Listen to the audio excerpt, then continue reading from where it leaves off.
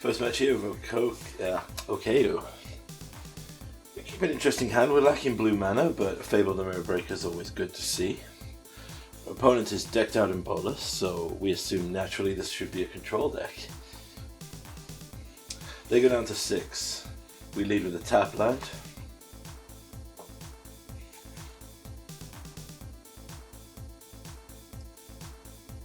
They drop a Blackcleave Cliff, so it is possible that they are something Grixis, but the follow-up into the Blood Tithe means they just Rakdos mid-range. So, a little bit of a choice here. We can either drop a Celestis or the Fable. We choose the Fable here. Honestly, with our hand, it's more valuable to us to just drain out their resources. So they use their removal spell, swing in with the Blood Tithe. We get to loot away 2 blue spells since we don't have untapped blue mana because we want to find a way to cast our Edgar here.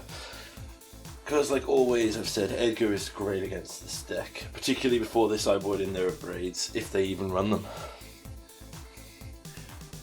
Right, our opponent loots away a card and gets away an answer to Edgar, which is strange. So they stomp Edgar and hit him with a Blood Tithe thinking they trade, but that just flips Edgar back. They're reading the coffin because they don't know about the interaction. They Thoughtseize us and take away our Leyline Binding. Right, we flip over and now I choose to cover all of our basic land types with a Triome and drop a Celestis here. They drop a Shieldred, which now gets us into a bad position. We don't find anything and we go down in life. We have enough lifelinkers here that we should be okay. We choose not to do anything and loot off the Celestis' ability, because this just means pay 1 life. We hit a Wandering Mind, which with her reflections of Kiki Jiki active is going to be insane. Our opponent is down to 1 card in hand and holds back. In the end step, I choose to make another lifelinker here, because Edgar's going to flip back and we can swing the life total really far back in our favour here, because of Edgar's Anthem effect. We find another land, and we flip Edgar back over. We lose 2 more life here. I drop a Wandering Mind, and our prayers are answered. We hit the Vanishing Burst, so Shieldred can go away. I choose to put pressure on here and just go all in with everything. I know that if I offer them the Reflection, they'll trade for it. But we have a lethal board presence here. I choose to put Yorion into hand just to blink the Wandering Mind if I have to. But basically they need a sweeper right here. We gain another life, loot away another land. They loot away some cards and draw. And they don't find an answer, so they pass back. Going to sideboarding, we want portable holes. Basically that's it. We'll take out a Drown and we'll take out 1 Kaito. I'm thinking of 1 Kaito is probably the optimal list for this deck. Kaito is like the Nahiri and the Pioneer list. It's great to have him if you have him, but if you don't, it's not the much killer. So all in all there, that batch was run off the back of Edgar there, but ironically they threw away the Creature that Exiles Graveyards, which was very strange to me. But I know that's there now, so we've got to keep that in mind. We keep a slow hand here. We have a Portable Hole and 2 Growth Spirals, and we top deck an Edgar, which is perfect. So I play a Triome that's going to give us access to white next turn. They don't drop anything on their turn, so I choose to deploy another Triome. I couldn't rush out a Growth Spiral, so we might as well just get out one of our lands. They immediately fire out a Graveyard Trespasser. Oh yes, one change I've made to the deck since last time. I've added the Path to the World tree instead of the Paradise Druids. So we Growth Spiral. Take a little consideration. I'm counting my land types and what colours I have access to here. Thinking what I could cast and what I could not cast. Portable Hole doesn't hit the graveyard, so I choose to deploy the Path to the World tree. You gotta remember, this basically finds us a basic land, sits on the battlefield, can be blinked. But if we get 7 mana, it's basically draw 2, gain 2 life, which is always relevant. They throw out their Mutable to get in for 5, which is more promising for me because it means they probably don't have an answer here. Drop in a Swamp to make the Leyline Binding cost a single mana. I redeploy an Edgar and pass the turn.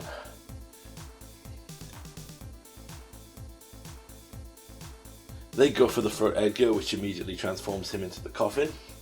They're going for an aggro plan here, I think, to try and get down as much as possible.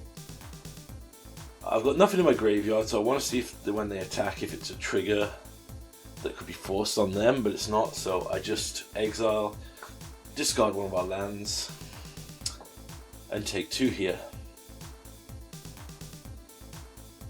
Our opponent just drops the land and passes back. We find another Path to the World tree here. So we're going to Fable Passage, grab an island, drop another Path to the World tree to pick up another basic land, Growth Spiral again to deploy this land. I choose to deploy the land they know about just so we can keep some anonymity if they want to go for it. They stomp our 1/1, which is fine, that was a free creature for us. They play a Grown Brusher Giant, swing in with Mutavault. We go down to 11. Edgar makes us a 1/1. Now we can get a fun little interaction here. We can Yorion. Eventually, there we go. Blink all the Path to the World trees and the Coffin. Blink in the Coffin will return it to the battlefield as Edgar. So I choose to shock that in to hold up a cycling from the Triome if we get stuck in that position. We pick up our last 2 basics out of our deck. We now have enough mana to pop these Path to the World trees if it becomes relevant, but our opponent just scoops it up that they didn't have action. Second match here is against Pro something, and we have a terrible hand into a Maul. We choose to get rid of a shock land because it has the same basic land types as a Triumph, so there's no value in holding it. And it looks like we have Rakdos again. There's no way to get anything down here. I'm going to hold up the Fable because I want to see if we can draw any other spells that might be more relevant. I choose to drop the Isolated Trample here and deploy the Wandering Mind. I want them to burn some of their removal and interaction here. I grab a Kolaghan's Command, which can return a Wandering Mind when it inevitably gets killed. Opponent drops a Blood Tithe Harvester. And now we draw a Fable of the Mirror Breaker here, so we got a choice. Ultimately I go to attack first. I'm going to choose the Tyrant Scorn here, I think, to get rid of the Blood Tithe Harvester, just to keep their board presence down. The issue is now it probably means that their Fatal Push is active to take out our Wandering Mind. Yep. But they were going to pop a Blood to do that anyway next turn. Our opponent has Field of the Ruin and is considering should they get rid of one of our lands here. They run out of Chandra. Chandra hits a land, so we get domed for 2. I choose to Vanishing Verse Chandra here. We don't want to give him another activation for card advantage. And we can get another land out of our deck. We get another red, and we drop a Fable. Fable's just good value, and like Edgar, it requires 2 spells to fully remove all of its presence from the board. They Fatal Push our token. They blood away a land, and they pass back to us. So we have a choice now to discard and draw cards.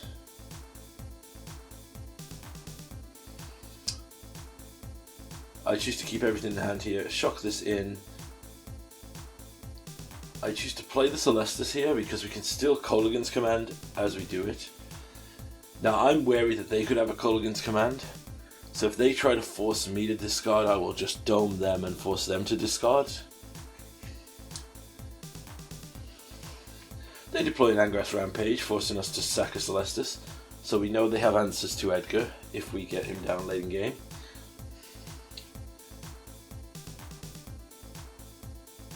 We pass back, our opponent's still taking their time here. They have Field of Ruin, I think they don't realise that holds them up. We force them to discard and return our Wandering Mind to hand. We hit a land here, so we just deploy our Wandering Mind. We're in a great board position here if they don't have any removal. They attack a Numa and get a a Croxer into their graveyard. So knowing that's coming, I choose to hold the land in hand. I'm going to Leyline Binding it in response to the attack. We'll probably take 3 off the dome here. Yep. Enters the battlefield. In hindsight, I could have played the Blood Crypt probably just to have more mana. That's gone. They have a Blood type Harvester in hand now. And we draw an Mizzet, which is absolutely perfect, so we blow that. Hit some good cards. Reload! We were going to activate Reflections to get an additional card off the Wandering Mind, but they've seen enough, so they concede. Again, I consider Rest in Peace, however, Croxus is not as backbreaking when the deck's not 100% dedicated to it. And that does shut off some of our diehard synergies with our double Edgar. So we just go with that. We got to be wary though. They've shown Angrass Rampage, which is a clean answer to Edgar, and they probably might bring in a Braid, although they don't know if they haven't seen our Edgar yet, so they might not think it's as valuable. Alright. A pretty well balanced hand here. Turn 2 path. We drop a Triome, get Jeskai land on time. Our opponent throws a Croxer immediately. After some consideration, I think I choose to get domed here and lose a land. This is a very good hand setup here. So what I want to do is then drop a Path to the World Tree to get another land out of our deck. Choose a black because it's the one we don't have access to currently. They get a Liliana on the Veil, which could be tough in time. We drop a Fable to the discard. We drop our Fable of the Mirror Breaker. We're just trying to pressure their Liliana here. Ultimately though, they keep the discard train going. They're clearly trying to turn on Croxer very well. And every time this game we've discarded a Jet Meter's Guard and we've drawn one. Right. So, we have a choice to be made here. I'm going to attack here and offer them the trade, which they take. We have Path to the World Tree to get another land out of our deck. Ultimately what we're considering here is we've got to be mindful that their Croxer is pretty much going to be turned on at this point. So we see what they do. They're on 3 cards in the graveyard. They discard 1. They plus Liliana here. I choose to discard the Kolaghan's Command, which is an interesting choice for me, but I'm thinking that's the best shot we've got here. We've got to get Lily off now. She's ultimate range. We lose a card out of our graveyard.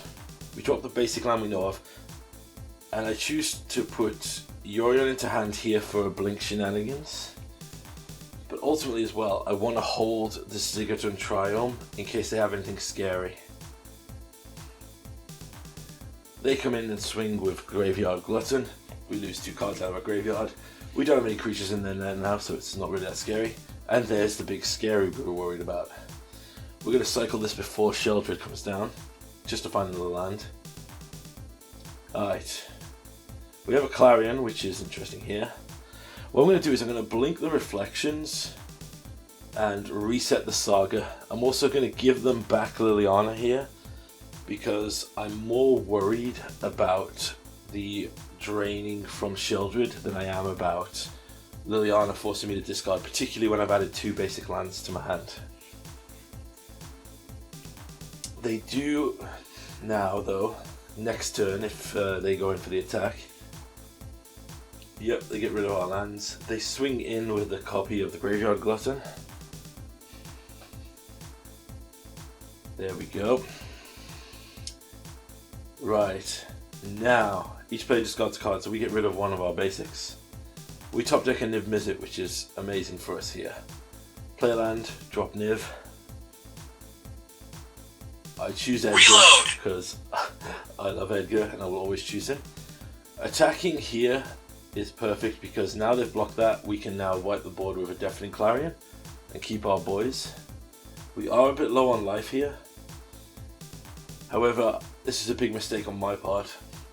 I did not calculate, obviously, that Croxer forces us to discard a card, then they can up their Liliana.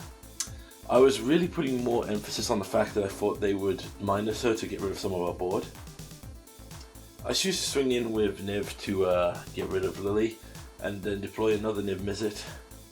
See what I can hit off this one. Only 2 cards. Reload! Still pretty decent here. As I said before, a wandering mind with an active reflections is absolutely backbreaking. I choose to trade here for the Croxer, drop a land, drop the wandering mind. That digs us a portable hole. I choose to use that to get rid of the Blood Type Harvester so they can't do their shenanigans. Make another thing, get a Tyrant Scorn, use the Tyrant Scorn on the reflections.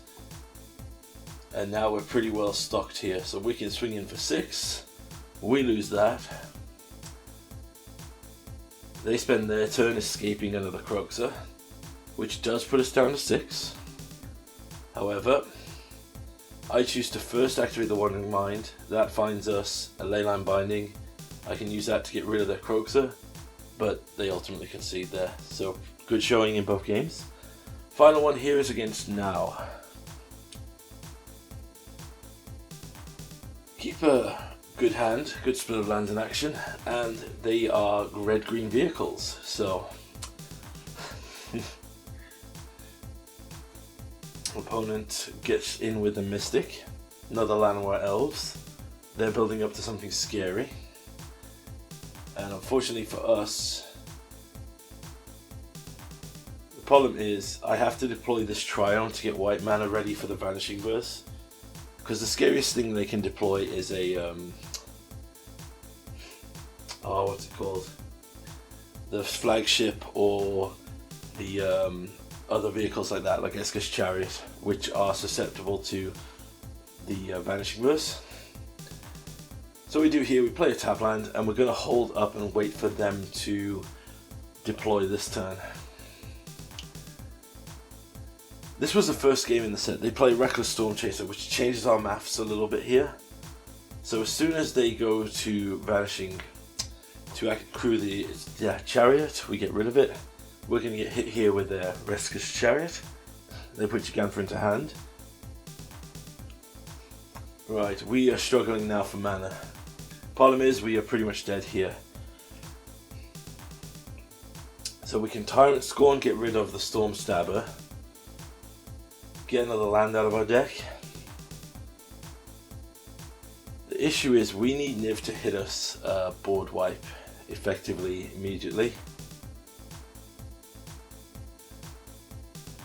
So we drop Niv here. We don't find a board wipe. We find a Clarion here, which could change things up for us. We desperately need basically a mana, and they have a Skyship in their hands, so they are going to Dome Niv down. They force us into a bad block where we have to trade for the Jegantha here. That puts us down to 3. So, first things first, we have to Clarion. They have no creature lands, so we've just got to respond to whatever they activate. So, keeping a response to their upkeep, we force them to discard and blow up the Sky Sovereign. Chrome War goes away. Now that we know they've got the Chrome War in the deck, we've got to play careful around it. So, we're going to hold up this Assassin's Trophy to kill any shenanigans like that.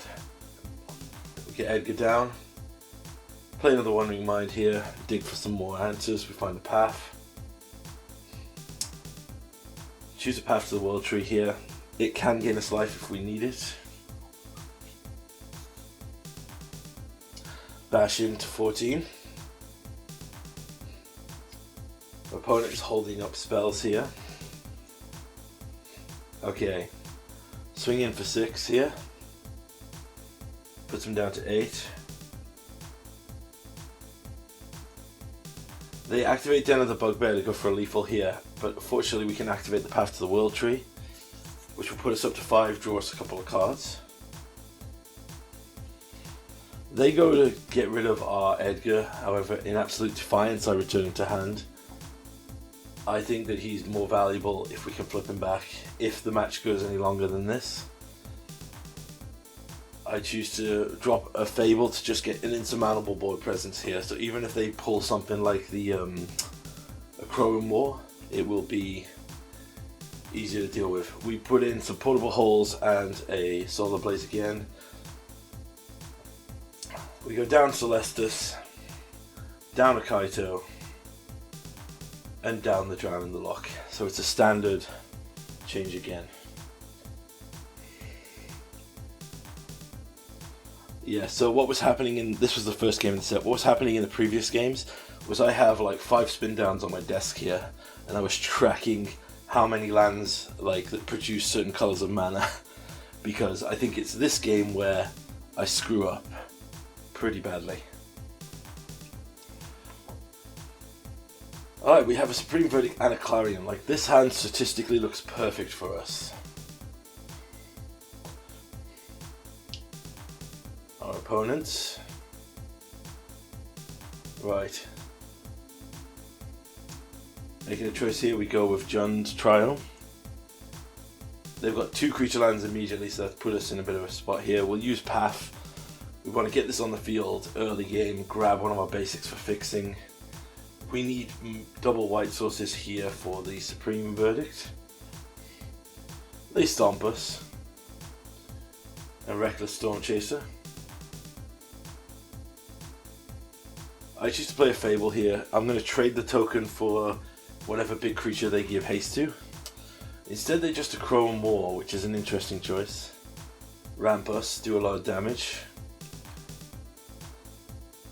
I choose to discard a couple of our lands here to get more action. I choose to get this Triumph down while I can and go for a Clarion here. I don't care about losing the Goblin token.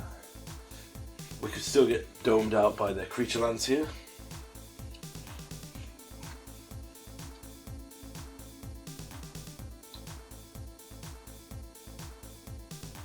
Opponent deploys the Bone Crusher, deploys an Elvish Mystic. We make a Reflections. I get greedy and decide maybe I want to activate the Wandering Mind here. So we deploy that and we seek for an interaction. We find a Portable Hole. I choose to get another World Tree down just to get more land drops out of our deck. Remember, if we can get the World Tree up to, I believe it's 7 mana, we can dome them for 2. Gain us some life and draw some cards. Sky Sovereign comes in, domes a Reflection. They swing in with Bone Crusher, so we trade now. Play land, go for the Supreme Verdict here. Fortunately, since I here it is. Since I messed up my placement of my mana and didn't get green, I can't Assassin's Trophy this turn. So my opponent can just dome us with the Sky Sovereign. So they go to crew it. In response, we choose to take down the Den of the Bugbear here. We go down to 2. Alright, ultimately, we got nothing right now. And we didn't even hit land to activate the paths. So what we're going to do is wait here and see what our opponent goes for. They play Azeka's Chariot, which is very bad for us because it basically gives them a solid board presence here. And again I screw up because I go way too quick here and they have the mana to activate the Mutavault and swing in for lethal on 2. Because again, I didn't split my mana properly. Yep. So that game loss is really on me and my stupidity. We just run it back here. This was the game that prompted me to better track what lands tap for what. That's why you suddenly see me being a lot slower in games with the land selection.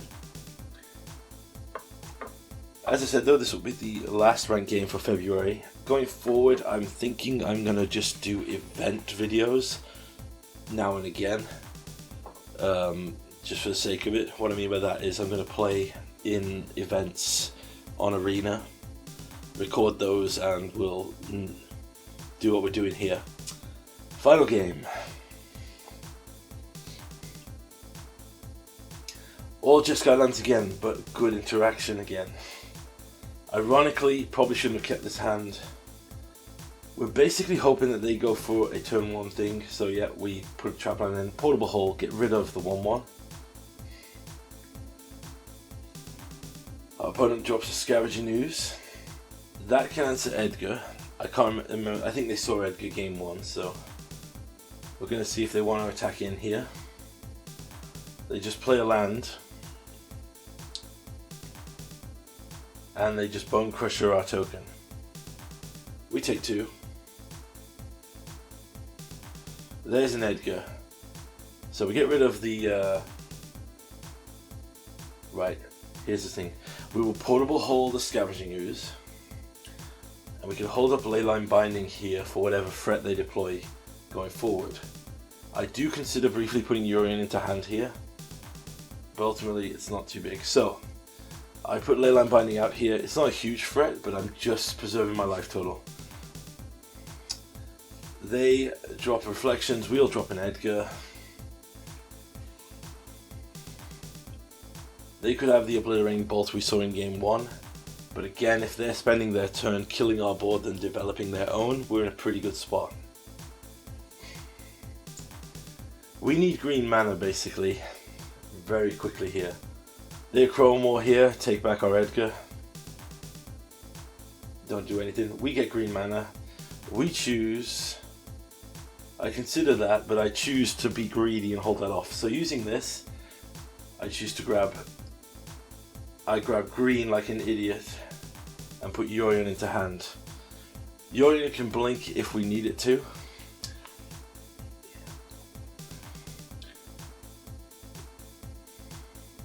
So on their turn, they play a Reckless Storm Chaser and a Bone Crusher.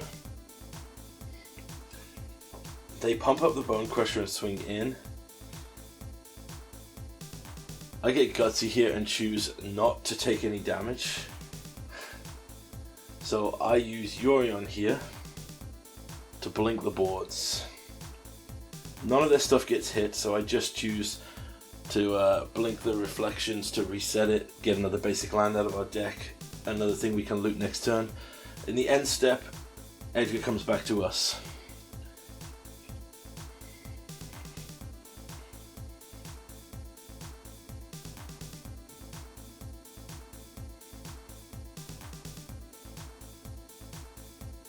They consider for a while here.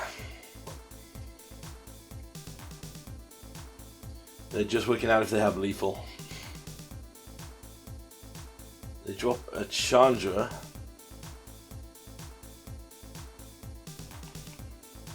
And they -4 to exile Edgar here. They pump our Bone Crusher. And ultimately, I choose to... Do I take the damage here?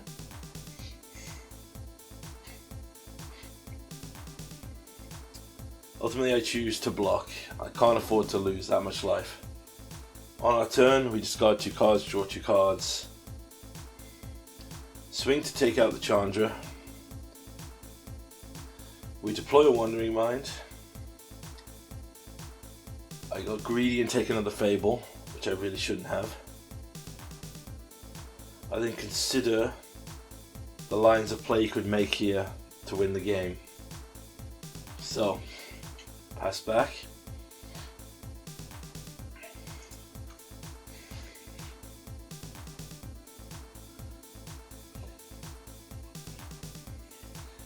Our opponent is tapping very carefully, so what they do here, they deploy the Lovestruck Beast, turn the Lair of the Hydra into a 1/1,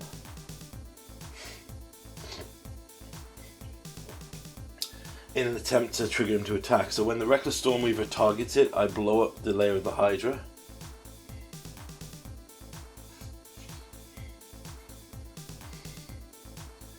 I block Bone Crusher going down to 6.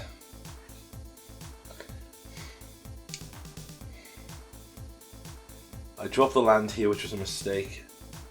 Honestly, I should have...